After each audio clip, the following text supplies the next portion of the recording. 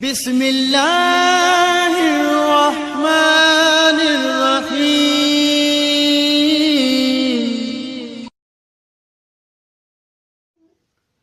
أعوذ بالله من الشيطان الرجيم. بسم الله الرحمن الرحيم.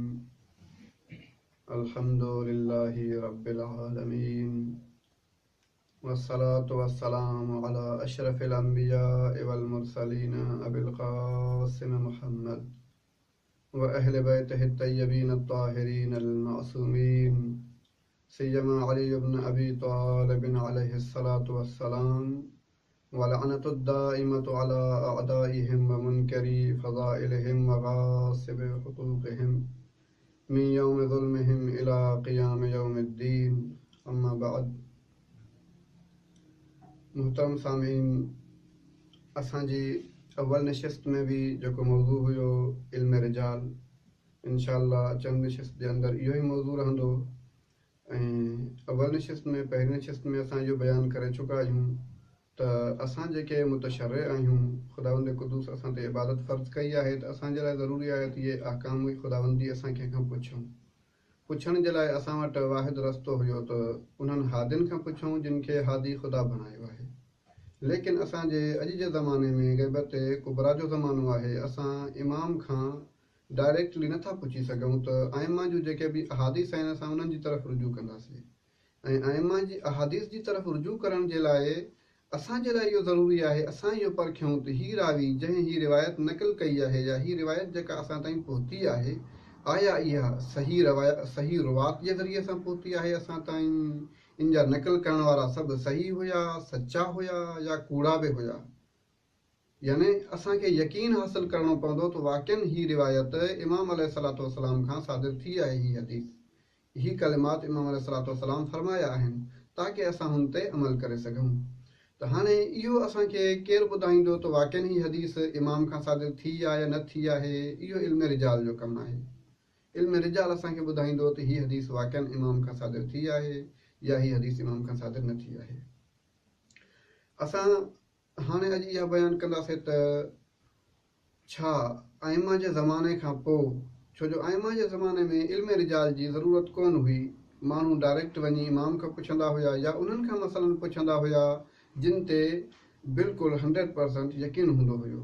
मसलन ज़ुरारा खां पुछंदा हुया, मुहम्मद इब्न मुस्लिम खां पुछंदा हुया।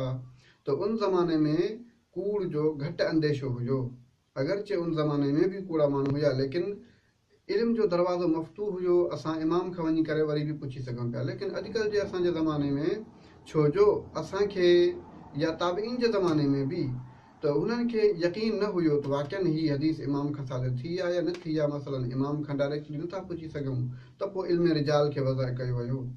ऐं ताबईन जे ज़माने में इल्म रिजाल खे लिखियो वियो, असांजे उलमा बि लिखियो।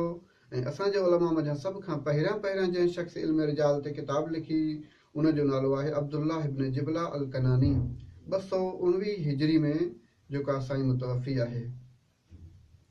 इन खां पोइ बाद में ॿियो शख़्स जंहिं इल्म रिजाल ते किताब लिखी आहे अली इब्न हुसैन इब्न फज़ाल आहे।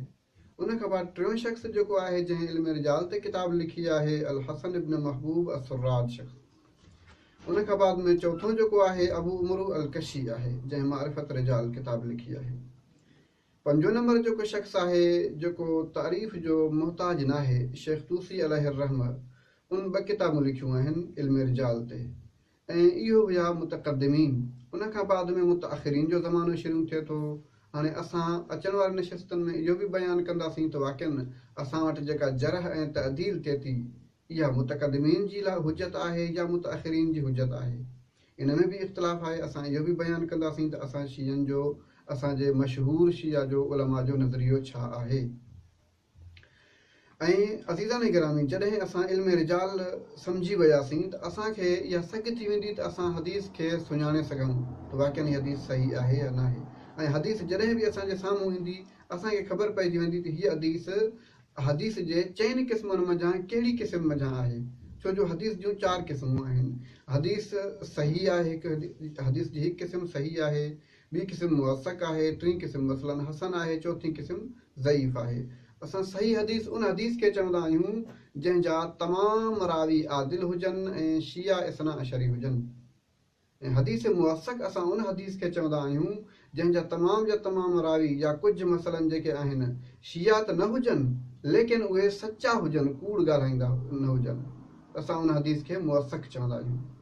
ऐं 3 नंबर जेका हदीस जी क़िस्म असां बयानु कईसीं हदीस हसन, जंहिंखे हसन असां चवंदा आहियूं त हीअ उहा हदीस आहे जंहिंजा सभ रावी या बाज़ रावी इमामी जेके आहिनि छा आहिनि हुजनि ऐं लेकिन उन्हनि जी तौसीक बयानु न थी आहे, यानी उन्हनि जे बारे में इहो बयानु न कयो वियो आहे त हीउ सचो हुयो या कूड़ो हुयो, त उन हदीस खे असां हसन चवंदा आहियूं। लेकिन उन जे बारे में उन्हनि रुवात जे बारे में छा आहे मदह थी हूंदी आहे।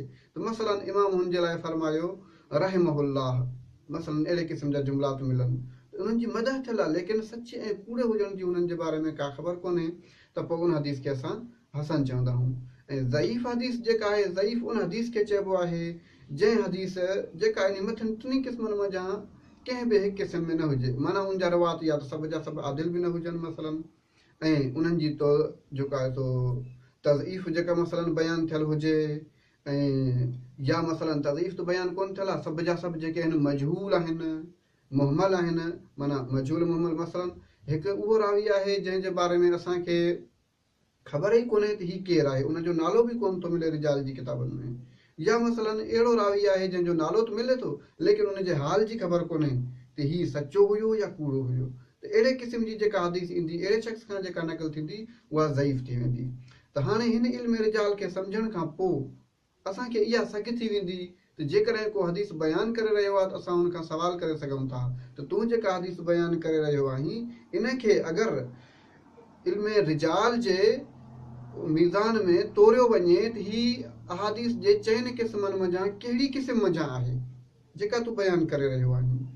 सो अज़ीज़ान गिरामी, अॻी नशिस्त में इंशाअल्लाह 3 नशिस्त में असां इहो बयानु कंदासीं त उलमा असांजा जेके शिया आहिनि उन्हनि जा कहिड़ा नज़रिया आहिनि हदीस खे क़बूल करण जे बारे में, छो जो असां वटि इन में बि इख़्तिलाफ़ आहे त वाक़ई जेके बि असां वटि अहादीस आहिनि सही पहुतियूं आहिनि या मसलन बाज़ सही आहिनि या कुतुब अरबा जूं अहादीस सही आहिनि, कहिड़े कहिड़े नज़रिए जी बिना ते असांखे इल्म रिजाल जी ज़रूरत पवे थी, कहिड़े नज़रिए जी बिना ते असांखे इल्म रिजाल जी ज़रूरत नथी पवे। इंशाअल्लाह असां अचण वारी नशिस्त में इहो बयानु कंदासीं। अस्सलामु अलैकुम वरहमतुल्लाहि।